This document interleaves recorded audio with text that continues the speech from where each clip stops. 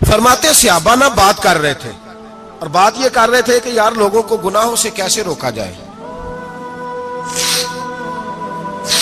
لوگوں کو گناہوں سے گفتگو صحابہ یہ کر رہے تھے۔ عبداللہ ابن عمر کہتے ہیں بیٹھے تھے اور یہ گفتگو کر رہے تھے کہ گناہوں سے پلاننگ جی ہوتی تھی، ان کی جو محفلیں ہوتی تھی نا بیٹھ کے، وہ خوش گپیاں نہیں ہوتی تھی بلکہ وہ تبلیغ کی، جد و جہد کی، لوگوں کو برائی سے منع کرنے کے لیے بیٹھتے تھے، اس پر منصوبہ بندی کرتے تھے، پلان کرتے تھے، آگے ترتیب دیتے تھے۔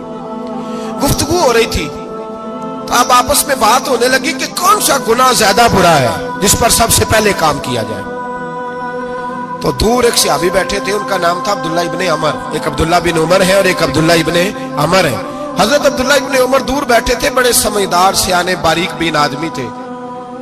تو حضرت عمر فاروق اپنے بیٹے سے کہنے لگے جا عبداللہ ابن عمر سے پوچھ کے آ کہ سب سے سخت گناہ کون سا ہے۔ توجہ ہے میرے بھائیوں، ادھر دیکھیے گا میری جانب، پوچھ کے آ کہ سخت گناہ کون سا ہے۔ عبداللہ بن عمر رضی اللہ تعالیٰ عنہ کی خدمت میں جب عبداللہ ابن عمر گئے تو جا کے کہنے لگے کہ صحابہ پوچھتے ہیں کہ آپ نے زیادہ وقت گزارا ہے نبی رحمت صلی اللہ علیہ وسلم کے پاس، تو بتلائیے برا گناہ کون سا ہے، سب سے سخت گناہ، تاکہ سب سے پہلے اس پر پابندی لگائی جائے، اس پر محنت کی جائے۔ تو حضرت عبداللہ ابن عمر کہنے لگے صحابہ کو جا کے بتا دو کہ سب سے برا گناہ شراب پینا ہے، سب سے برا گناہ، اور یہ ام الخبائث ہے، برائیوں کی جڑ ہے، گناہوں کی ماں ہے، یہ بنیاد ہے، باقی گناہ اسی سے شروع ہوتے ہیں۔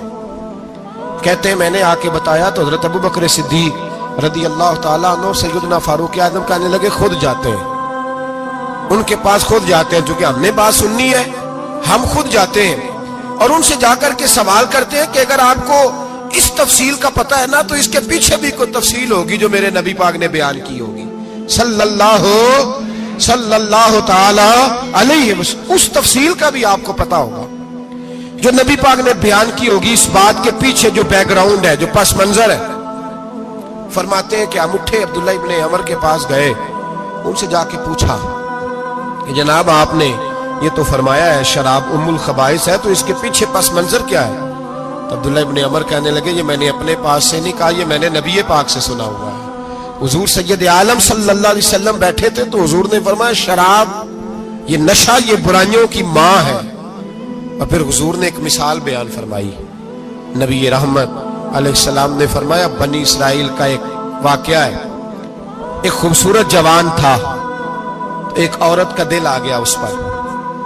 یہ یاد رکھ لیں، ہم لڑکوں کو منع کرتے رہتے ہیں لیکن ہمیں گھر کی بچیوں پر بھی توجہ دینی ہوگی، ہمیں ان کے فون پر بھی نگرانی کرنی ہوگی، ہمیں وہاں بھی غور کرنا ہوگا، اس لیے کہ اگر کوئی بچی گنجائش نہ دے تو میرا خیال ہے کہ لڑکا جرت کرنے کی طاقت نہیں رکھتا، تو وہاں بھی ان کی اماں سے کہے کہ پابندی لگائے، بچی کسی کا موبائل لے کر کے کہیں اس کو استعمال تو نہیں کر رہی، اس پودے پر بھی توجہ دے، درخت بننے سے پہلے اس کی بھی نگرانی کرے، یہ بھی بڑا ضروری کام ہے۔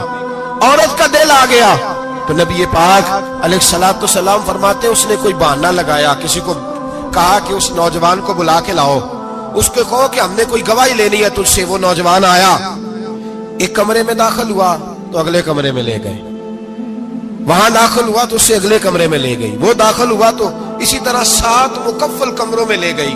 میرے کریم رسول میرے محبوب پاک علیہ السلام فرماتے صحابہ کو سمجھا رہے ہیں میٹھے لب و لہجے میں، فرماتے جب سب سے پچھلے کمرے میں لے گئی تو ایک لڑکا بندھا ہوا تھا وہاں رسیوں سے، شراب کا پیالہ پڑا ہوا تھا، اور بی بی کہنے لگی کوئی گواہی شواہی نہیں لینی، تجھے اس لیے بلایا ہے کہ تیرے اوپر دل آ گیا ہے، اب میرے ساتھ منہ کالا کر۔ تو وہ جوان کہنے لگا نہیں، میں نے اپنے نفس کو پاک رکھا ہوا ہے، میری نظر بھی پاک ہے، دل بھی پاک ہے، اور اس کی برکت یہ ہے کہ رب نے میری روح کو بھی پاک رکھا ہوا ہے، تو میں یہ حرکت نہیں کر سکتا۔ پاک لوگ پلید کاموں کی جانب توجہ نہیں کرتے، میں یہ حرکت نہیں کر سکتا۔ اقبال نے اپنے بیٹے کو دعا دی تھی، اس نے کہا تھا حیا باقی نہیں ہے زمانے کی آنکھ میں، خدا کرے کہ رہے تیری جوانی بے داغ، خدا کرے کہ رہے تیری جوانی بے داغ۔ کہا میرے ساتھ منہ کالا کر، اس نے کہا میں نہیں کرتا۔ کہنے لگی چل پھر اس کو قتل کر، اس کو میں نے باندھا ہوا۔ اس نے کہا میں قتل کیوں کروں؟ मेरी क्या दुश्मनी है? कहा फिर शराब पियो। कहा मैं शराब भी नहीं पीता। तो कहने लगी अब तो मैंने तुझे अपने चुंगल में फांस लिया है, अब तू यहां से बच के जा नहीं सकता, और अगर तू बाहर जाएगा तो मैं शोर करूंगी, लोग जमा करूंगी, इसने मेरी इज्जत आबरू पे हाथ डाला है, तो तू बच तो नहीं सकता, एक काम तो करना पड़ेगा।